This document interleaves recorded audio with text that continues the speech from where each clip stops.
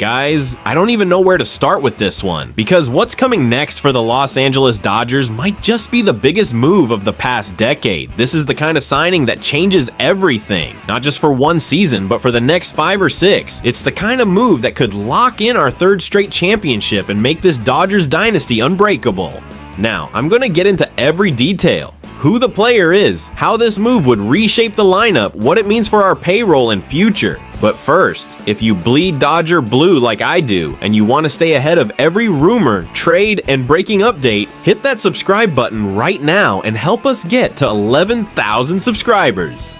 So here it is. Reports and predictions are flying around, and the player in question is none other than Kyle Tucker. Alright, now let's see what analysts from ESPN and MLB Network said about the Dodgers paying almost $500,000 for him. Steve, every single day, hasn't missed a game since 2023. I feel like we almost speak a value or a number into existence. The guys were talking about Kyle Tucker yesterday and how, 4 months ago it was a $500 million man. Where are we now with that evaluation? Where? Yeah, so I don't think it's going to be $500 million. I don't. I think he sort of played himself off of that a little bit. Now, he was injured, and I think we have to acknowledge that. But, as a general manager, I'm going to make that a big issue. Well, he missed time, and I don't know, I'm going to, in some way diminish it some. I want him, but I'm not going to go $400 million on it. $500 million. He might get $400 million.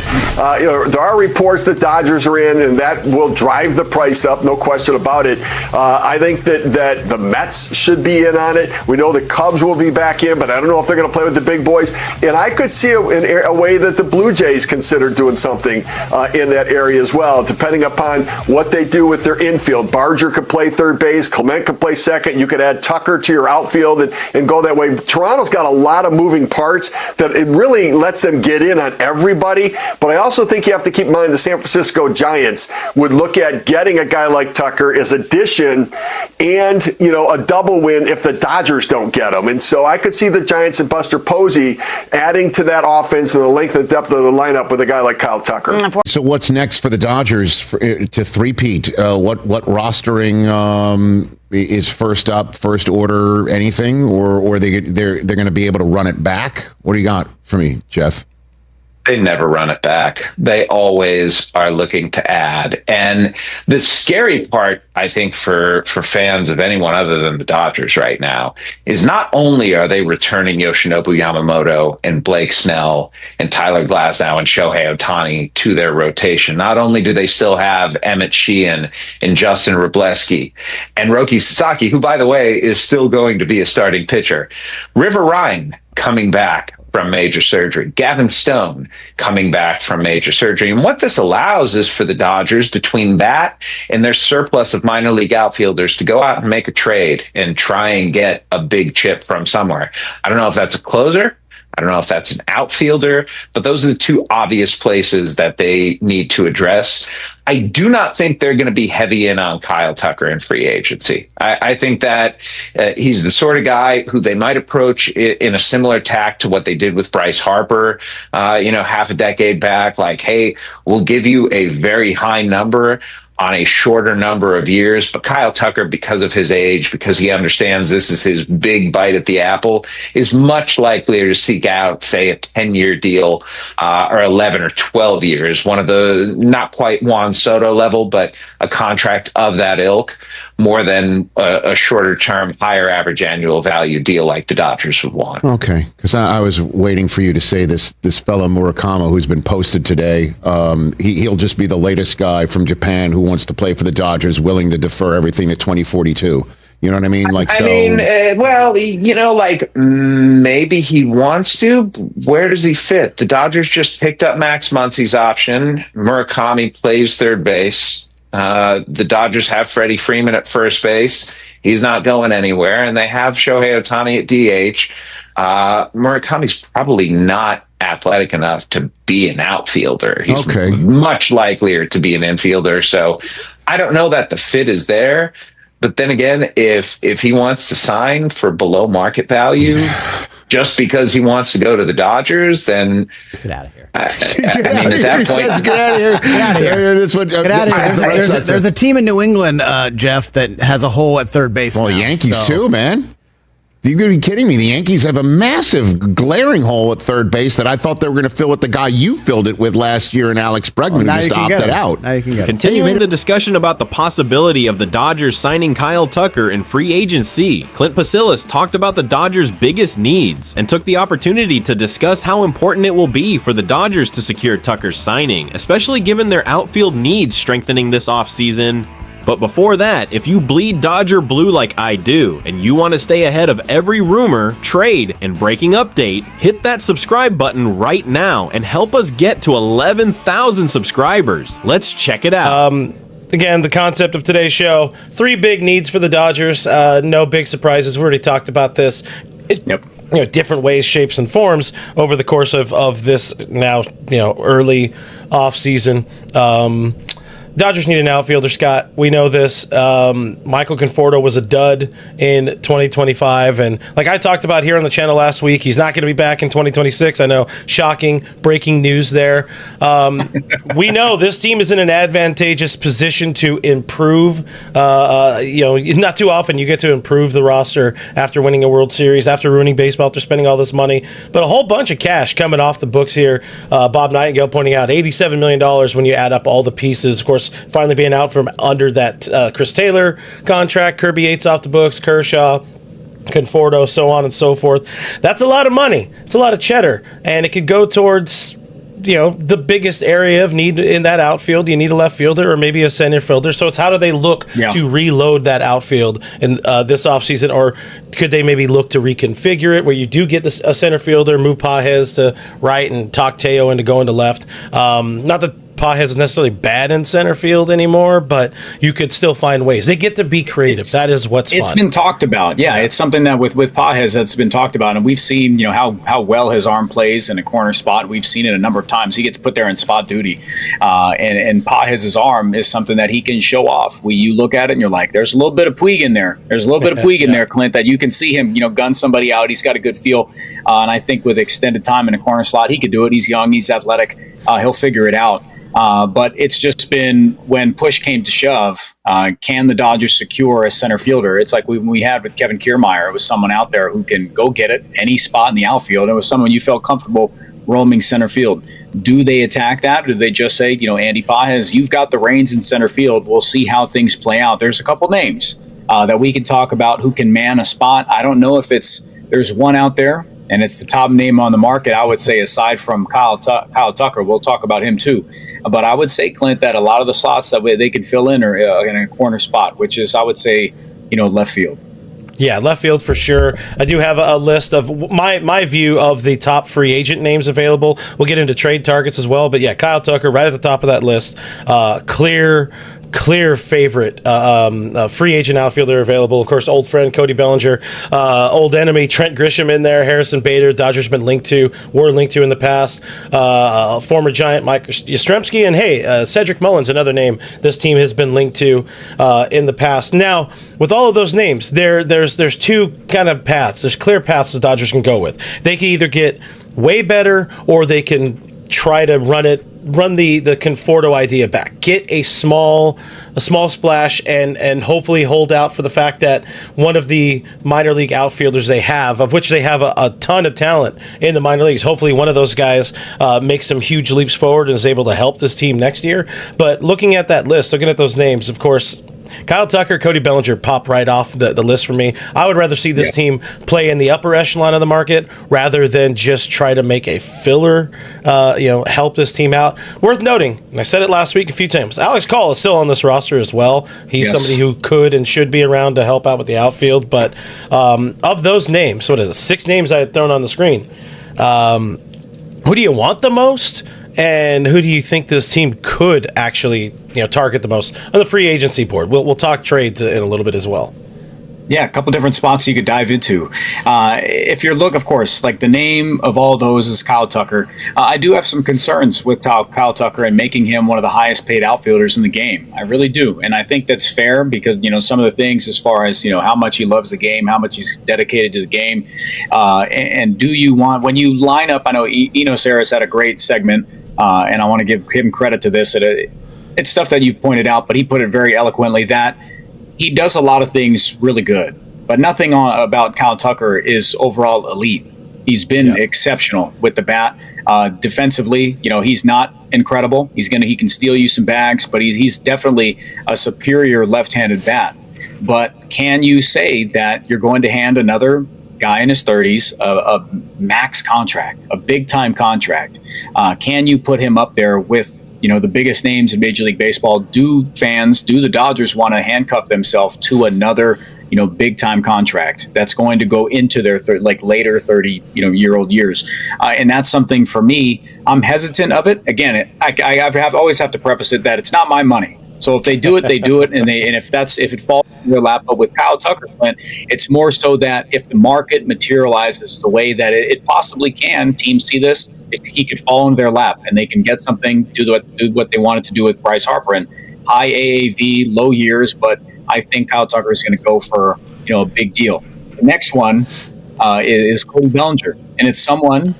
There's been a few projections out there, 6 years. If you want to add one in after that, around 160 plus million, it's someone I'm intrigued by.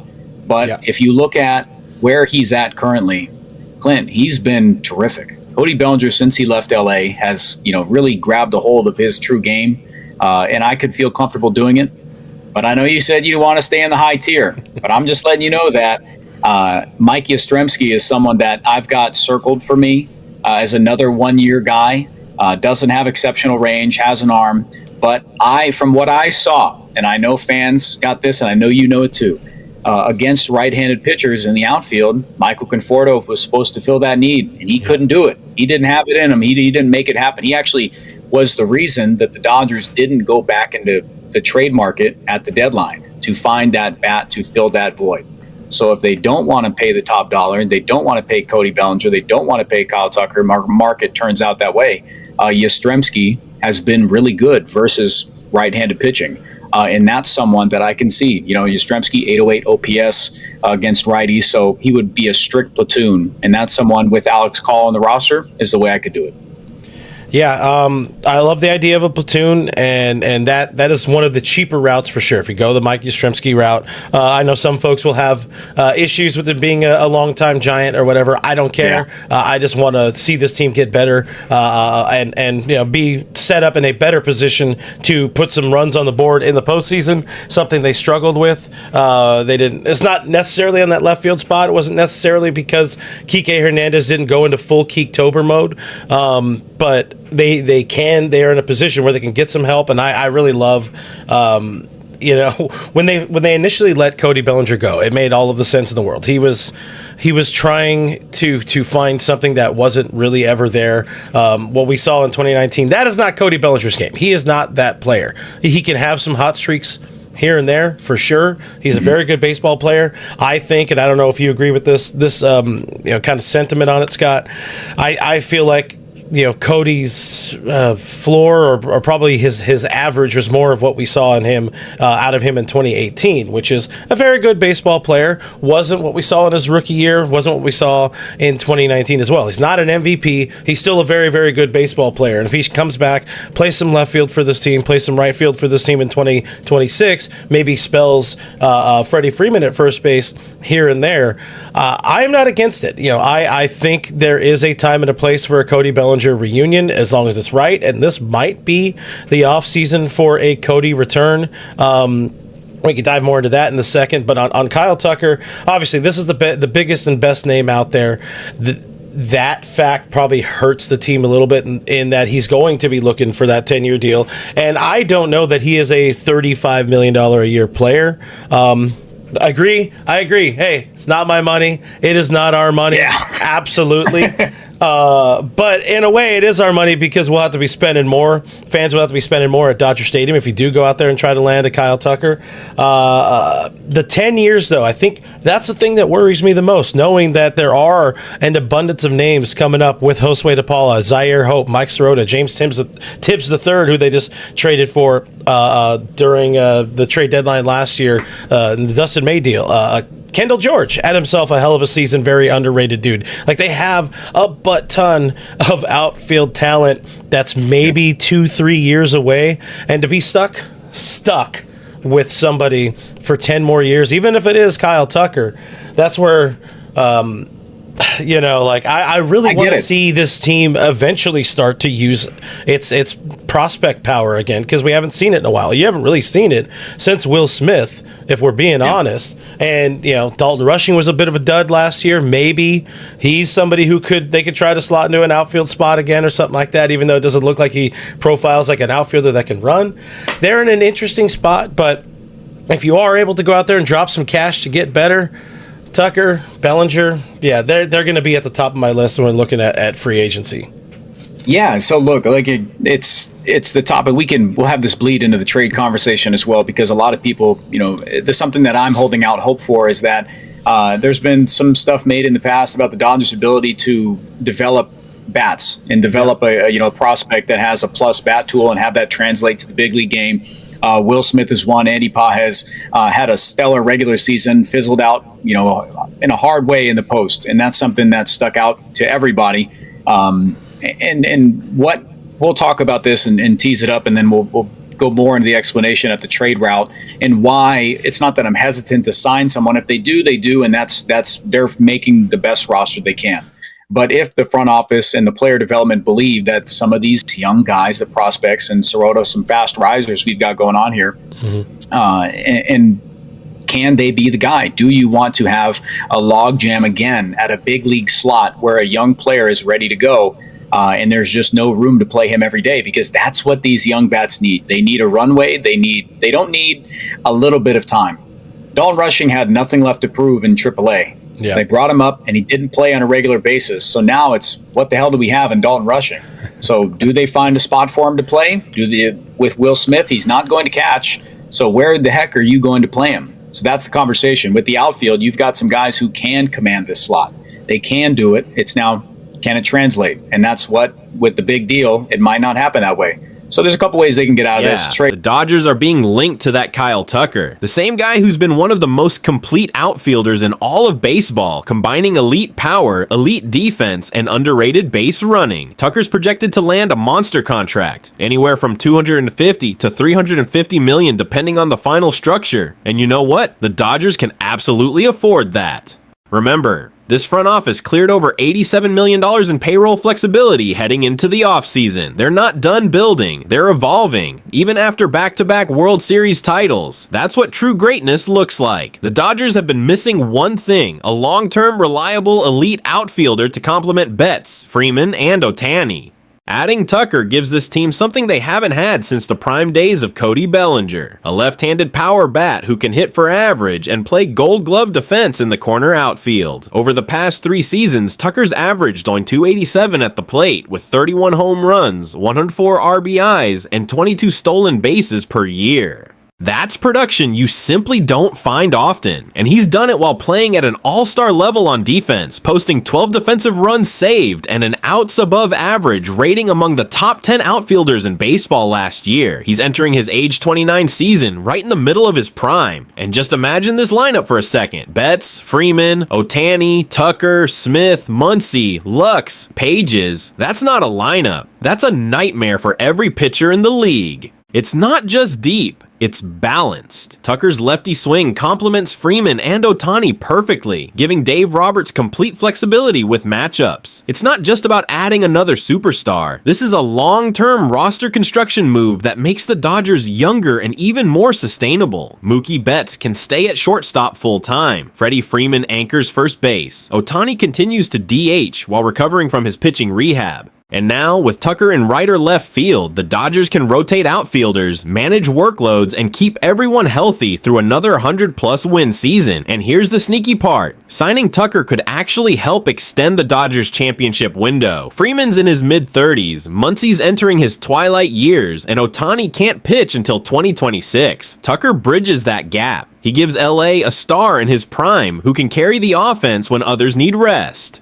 If this deal happens, baseball fans everywhere are going to start using words like unfair, rigged, or super team. And honestly, let them, because when a front office invests smartly, develops talent, and stays aggressive, that's not unfair. That's just excellence. The Dodgers have been the standard for consistency, and Tucker's arrival would turn this roster into something historic. Odds makers have already started boosting LA's World Series odds, projecting the Dodgers as the team to beat heading into 2026, with a real shot at becoming the first modern MLB team to three-peat. Think about that. 3 straight titles. That's not just history, that's legacy. Now, we've got to be honest here. Tucker's biggest concern has been durability. He's missed chunks of time the last 2 seasons with nagging injuries, mostly lower body issues. But when he's healthy, he's an MVP level player. In 2023, he ranked top 5 in the AL in WAR, 5.4, top 10 in OPS, 0.85, and finished 3rd in RBIs despite missing nearly 20 games. If the Dodgers can manage his workload the same way they did with Ohtani and Freeman, Tucker could easily play 140 plus games and produce 30 plus homers every single year. Let's not forget, this front office is obsessed with balance. They don't chase names, they chase fits. And Tucker checks every box. Left-handed power bat, gold glove defense, prime age star, proven postseason performer. He's everything the Dodgers need to take the dynasty to the next level. And think about the marketing too. Ohtani, Betts, Freeman, Tucker. That's global. That's unstoppable. That's Hollywood. So yeah, guys, if this move actually happens, it's not just another big signing. It's the move that could define the next era of Dodgers baseball. But what do you think, Dodger fans? Would you go all in on Tucker at $300 million? Or would you rather see that money spent on pitching or depth? Drop your thoughts in the comments. I'll be reading and replying to as many as I can because this one has the fan base buzzing. And hey, if you're loving these deep dives and want to stay updated on every single move this offseason, hit that like button, subscribe, and help us reach 11,000 subscribers. This community is growing fast, and I promise we're just getting started. Let's go, Dodgers. Let's make history.